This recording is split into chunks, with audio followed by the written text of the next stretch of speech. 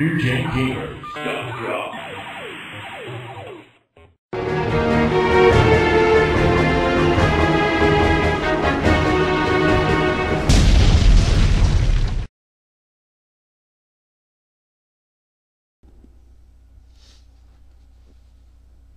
Good.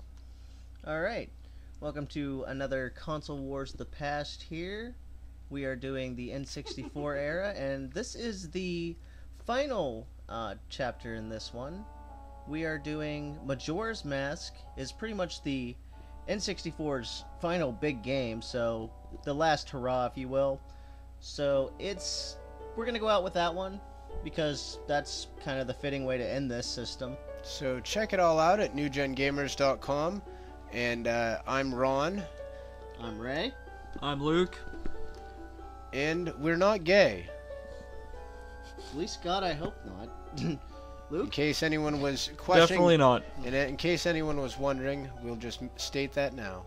So this is a massive, massive N64 game. I believe it was a 256 M-bit cart, which was actually 32 megabytes, but which was big at the time. It had to use the expansion pack, which not many games supported it, and that allowed them to have a lot richer textures and a lot more special effects, more lighting effects going on, which really made this game stand out. It had great graphics at the time, and the expansion pack was definitely necessary. That said, the intro for these are always awesome.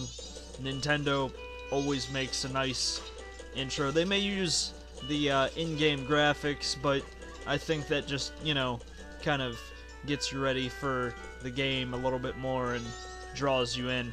Yeah, Nintendo is adamant about that and still is. They prefer to show the in-game graphics because they feel that's a fair...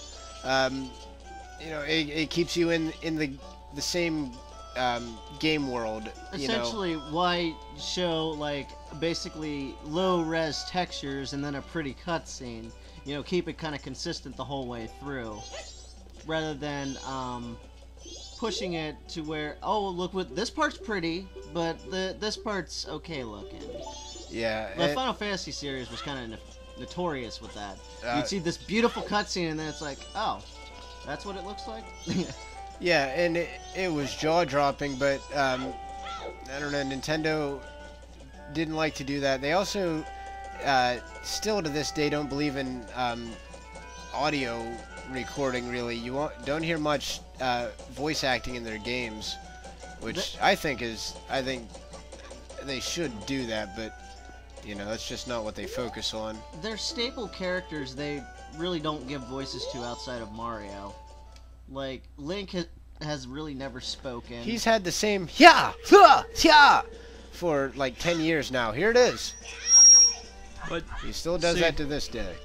I think that's what the people love about the game, is the familiarity, being able to go in, the nostalgia of being able to kick butt with a sword, and, hearing the character in the green tunic yell.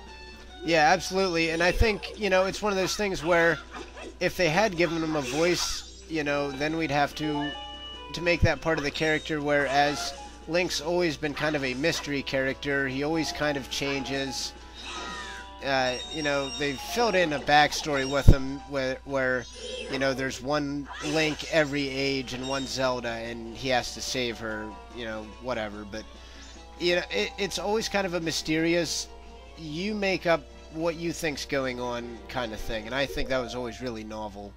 I think another thing with voice actors is they'd almost have to sign them to lifetime contracts, like the guy that does Mario's voice, so that they don't all of a sudden go off and do something else. Yeah, and it breaks the continuity if you get someone different, and again, so Nintendo doesn't want their characters to be associated that way.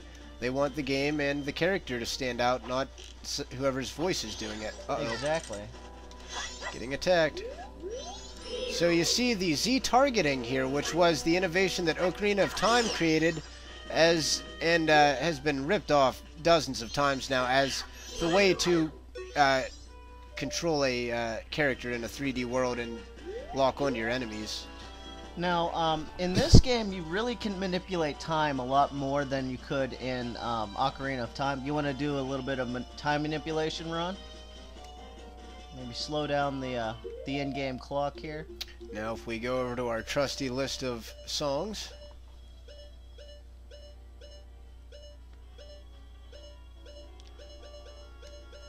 What, the Song of Time?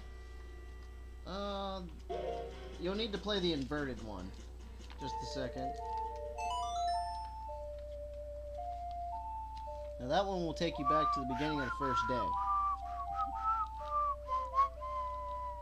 Which is where we are, so we don't need to go back. But the interesting gameplay mechanic that this brought to the table was the 3-day period. Of course, I was running off the in-game days, but you had 3 days to save the world, and every time you made it to the end, you would have to flash back to the beginning, but you would make certain changes and collect items that would allow you to eventually progress and finish and save the world on the end of that 3rd day, which the impending doom was the moon falling on Hyrule, which there you can see the scary-looking moon.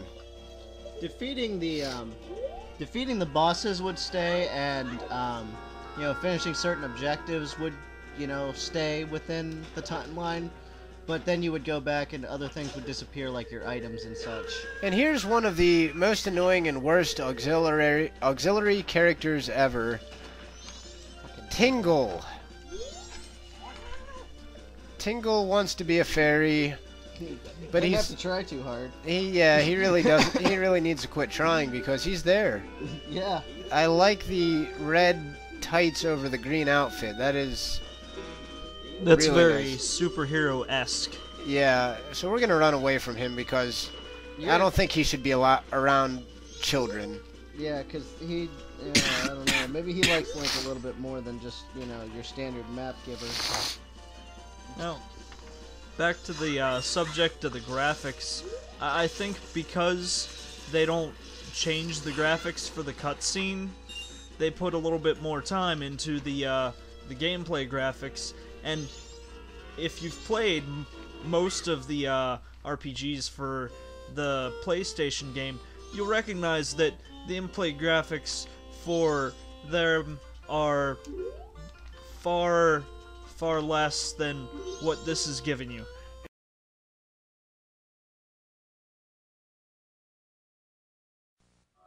Radio Zelda is now transmitting.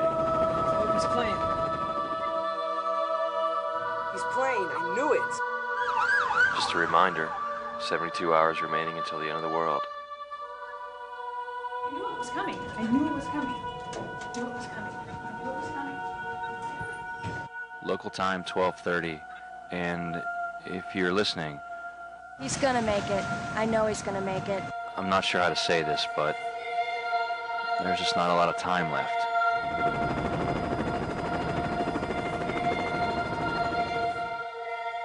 You think he's gonna make it? I hope so.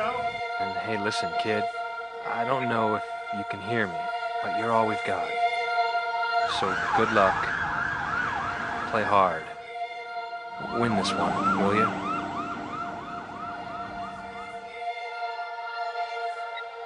Though I walk through the valley of death, I shall fear no evil. You've been tuned in to Radio Zelda. Fear no evil. Help me. Goodbye. NewGenGamers.com